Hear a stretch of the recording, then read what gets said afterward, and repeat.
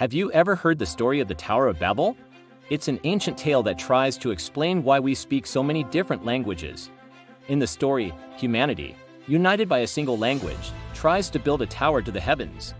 To stop them, God confuses their speech, scattering them across the earth, each group speaking a new, unintelligible tongue.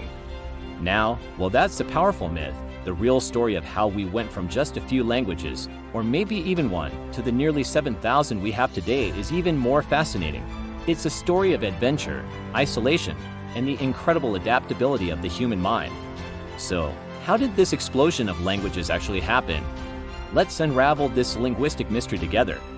The journey begins with our earliest ancestors. Picture small bands of hunter-gatherers, maybe just a few dozen people living in Africa. They communicated, of course. Their language was likely simple, focused on the essentials, finding food, avoiding danger, and maintaining social bonds. But humanity is restless. We are explorers, driven by curiosity, climate change, or the simple need for more resources. These small groups began to move.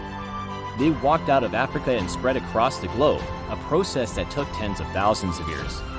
They crossed vast deserts, navigated dense forests, and sailed to distant islands. This great migration is the first key to understanding language diversity, separation. Imagine one of these tribes growing larger and splitting into two.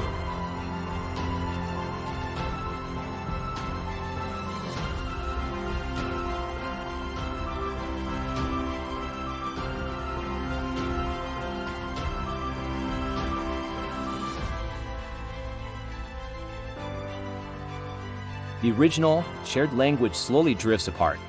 What were once just different accents, or dialects, eventually become so distinct that they are entirely new languages. This is how a single ancestral tongue can branch out into two, then four, then hundreds, simply through migration and isolation.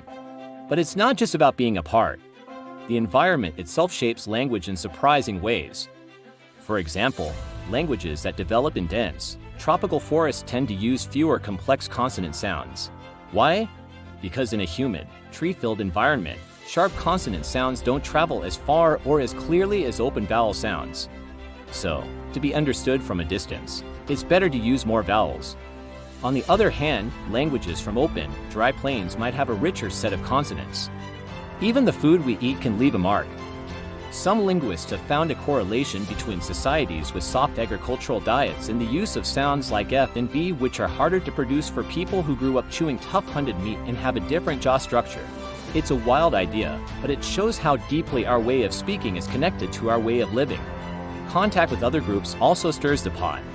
When the cultures meet, they don't just trade goods, they trade words. This is called borrowing. English is a fantastic example of this. It started as a Germanic language but then got a massive dose of French after the Norman conquest in 1066. Suddenly, the language of the ruling class was French.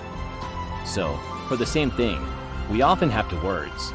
The Anglo-Saxons raised cows and pigs, but the Norman lords on their dinner plates ate beef from the French buff and pork from pork. This mixing and matching happens all the time. War, trade, and migration all lead to languages borrowing from each other, creating hybrid forms and adding new layers of complexity. Sometimes, two languages spoken in the same area for a long time will start to share grammatical features, even if they're not related, just through constant contact. So how do we make sense of this tangled web of linguistic history? This is where historical linguists come in. They act like detectives, searching for clues to piece together the story of language evolution. Their main tool is the comparative method. They look at what are called cognates, words in different languages that have a common origin. For example, the English word father, the German vater, the Latin pater, and the Sanskrit pitar all look and sound suspiciously similar. It's highly unlikely they all coincidentally evolved to be so alike. The more logical explanation is that they all descended from a single word in an even older, ancestral language. By comparing hundreds of these cognates across many languages, linguists can systematically reconstruct this ancestor, which they call a proto-language. A language that was never written down and no longer exists, but which we can resurrect, piece by piece. Through this process, they group languages into families, all stemming from a common root. You probably heard of some of the big ones, like the Indo-European family, which includes everything from English and Russian to Hindi and Persian, or the Sino-Tibetan family, which includes Mandarin Chinese and Burmese. Visualizing this as a giant tree is really helpful. The trunk is the ancient proto-language, the big branches are major subfamilies, and the leaves at the very tips are the modern languages we speak today, like Spanish, German, or Bengali. Of course, this detective work isn't easy. The further back in time you go, the fuzzier the evidence gets. Words change so much over thousands of years that their original connection can be completely hidden.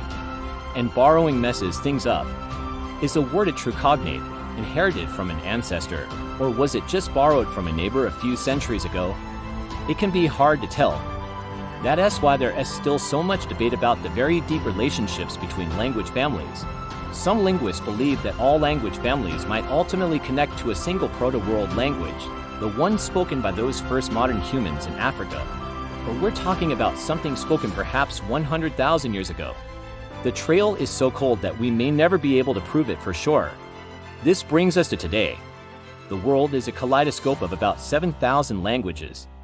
From Mandarin Chinese, with over 1 billion speakers, to languages in Papua New Guinea spoken by only a few hundred people in a single village. This incredible diversity is a testament to human history and creativity. Each language is a unique worldview, a repository of knowledge, culture, and identity, shaped over millennia. But this linguistic tapestry is fraying. We are living through a period of mass language extinction. It's estimated that a language dies every 2 weeks. When the last speaker of a language passes away, we lose more than just words. We lose an entire cultural universe, the unique ways of seeing the world that the language encoded. What's causing this? The same forces that are connecting our world like never before: globalization, mass media, and the internet. Economic and social pressures encourage people, especially younger generations, to adopt dominant languages like English, Spanish, or Mandarin to get an education or a better job. While technology can help document and preserve endangered languages, it also accelerates the spread of a few global mega-languages. The future of language is a paradox. On one hand, we are becoming more connected, and a few languages are becoming our shared global tongues. On the other hand, we are at risk of losing thousands of unique voices forever. So, from a mythical tower into single speech, to a great migration that scattered us across the planet, our languages have branched, evolved, and intertwined, shaped by mountains, forests, and our interactions with one another. The story of language is the story of humanity itself. It's a living, breathing history of our journey. While we may never fully reconstruct that first word ever spoken, by studying the incredible diversity around us, we get a little closer to understanding the essence of who we are.